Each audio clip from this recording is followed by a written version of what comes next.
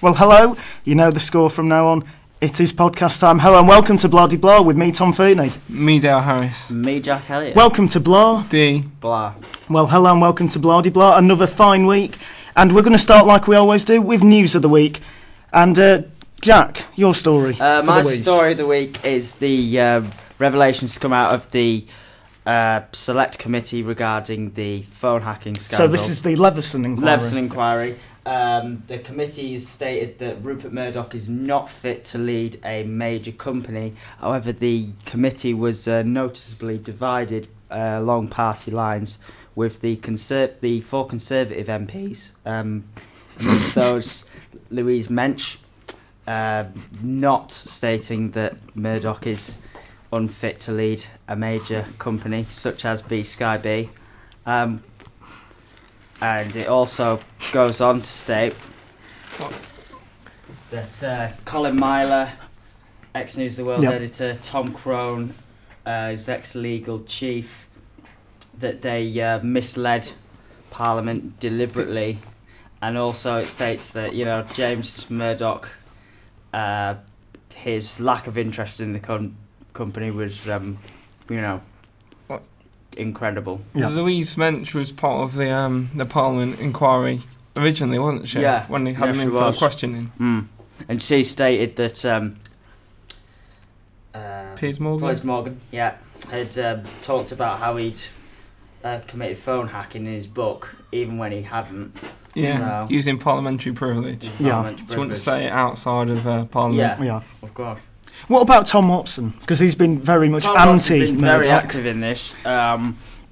He stated here, it's his about Murdoch. More than any individual alive, he is to blame. Morally, the deeds are his. He said the piper and called the tune.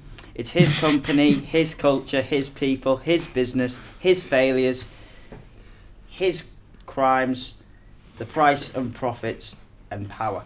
Well, being the main man, he should really take more responsibility for what's gone on, really, hasn't he? He's been very defensive in saying that he hadn't known, but when he's basically head of the whole corporation, he should really take more responsibility. He certainly passed the buck throughout the whole process. Not his fault. Well, Dale, your story of the week.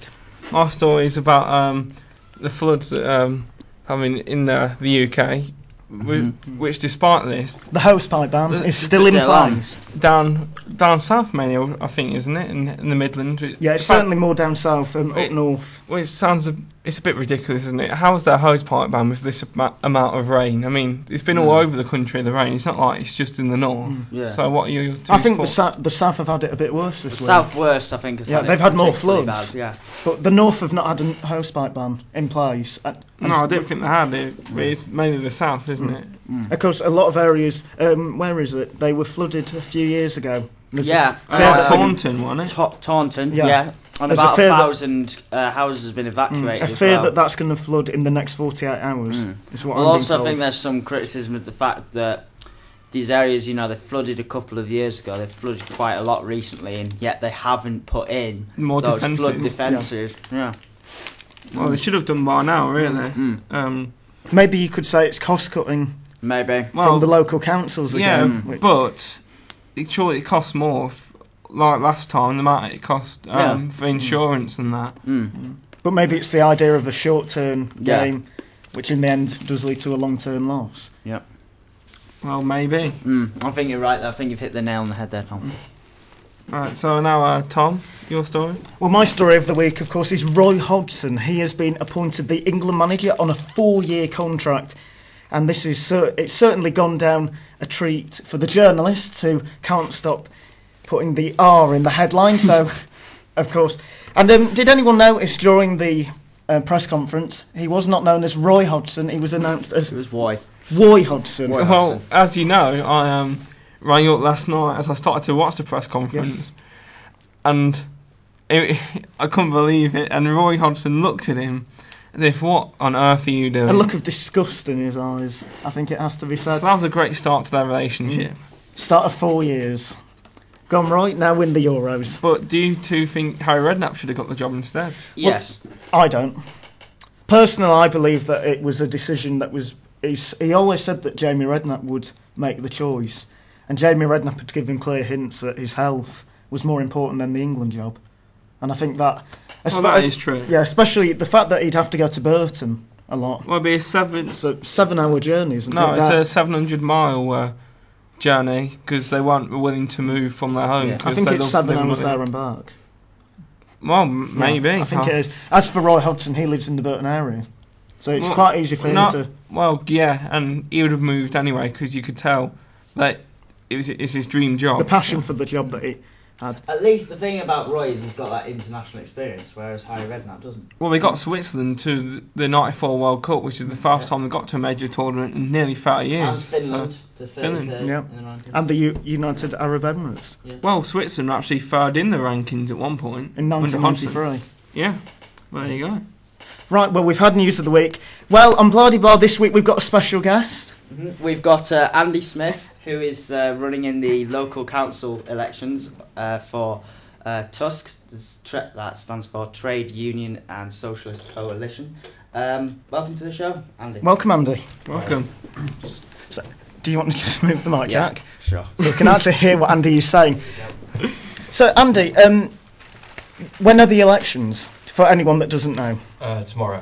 So it's nervy times for you. To a point, yeah. I mean, it's my second time out, so I know much more what's going on this time, although we're standing twice as many candidates in Leeds this year, so it's been a bigger pressure to sort of explain what we're doing to everybody.